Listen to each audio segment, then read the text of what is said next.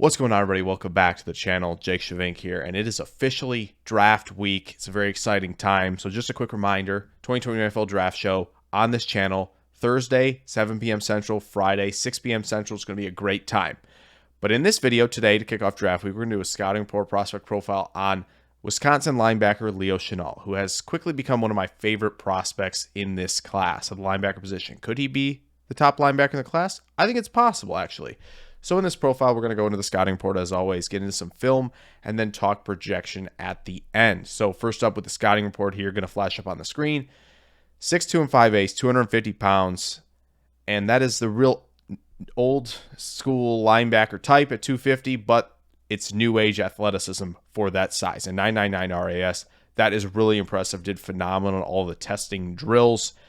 When it looks at the strengths, he's really good when blitzing, and he gets in the A gap and he's able to penetrate quickly, and he has that closing speed either when working around to scrape around offensive linemen, to get around them to make tackles, or to get around the edge and close at the quarterback, even in when pursuit as well. The closing speed is fantastic.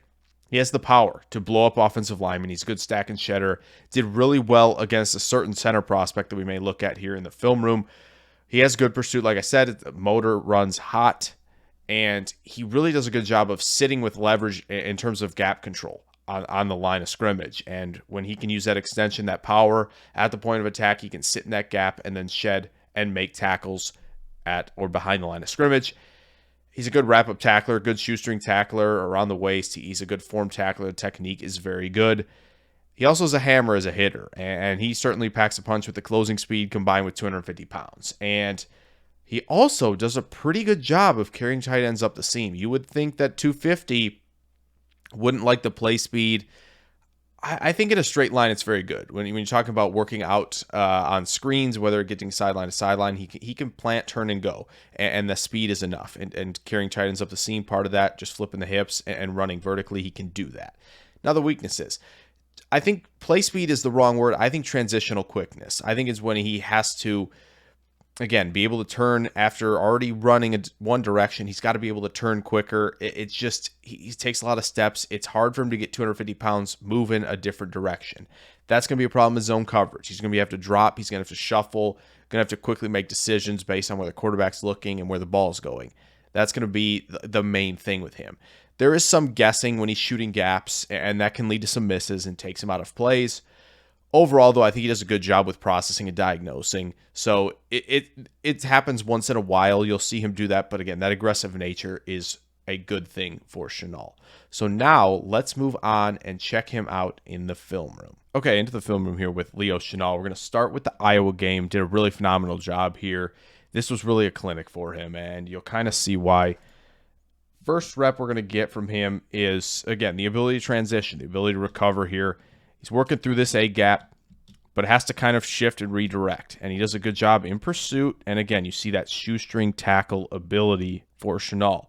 Now here he is. He loves to sit in this A gap, and Wisconsin let him do this a lot in their defense. And what it gave him the ability to do is attack right away. This is Tyler Linderbaum, who he did very well against.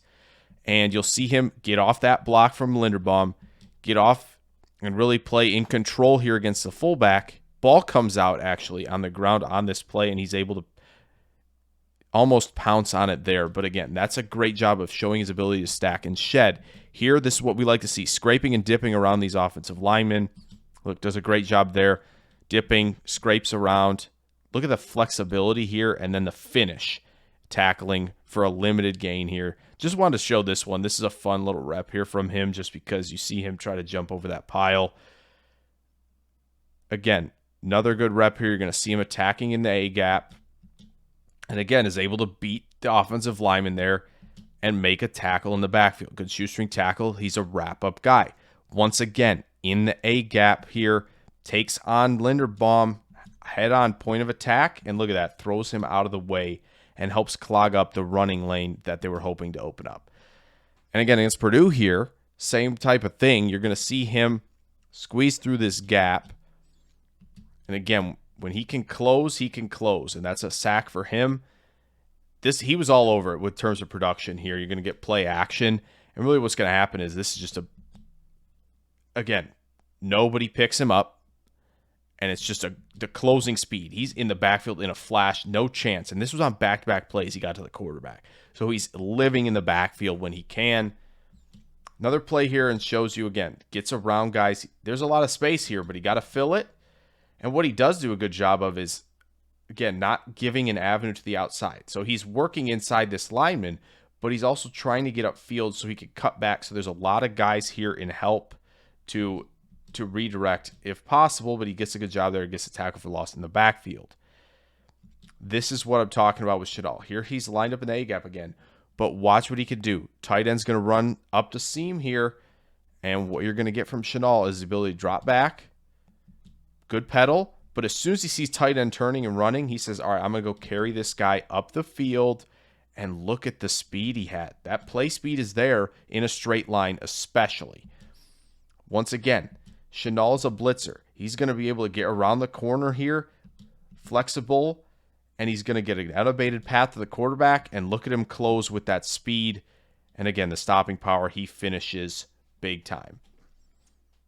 Again, another good rep from Chenal here, and what you're going to see from him is how he can close. And this is also gap control. Look at the extension here, holding the offensive lineman at bay, freeing up one arm so he can quickly disengage from this and make the play in the backfield. And look at this as well. Hand on the ball.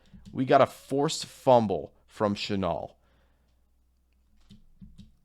And again, this is, sometimes he'll shoot the gap. And again, this is Kyron Williams making a miss a little bit. So nearly gets this shoestring type of tackle here. But what you like to see at the end of this is the motor. Gets up.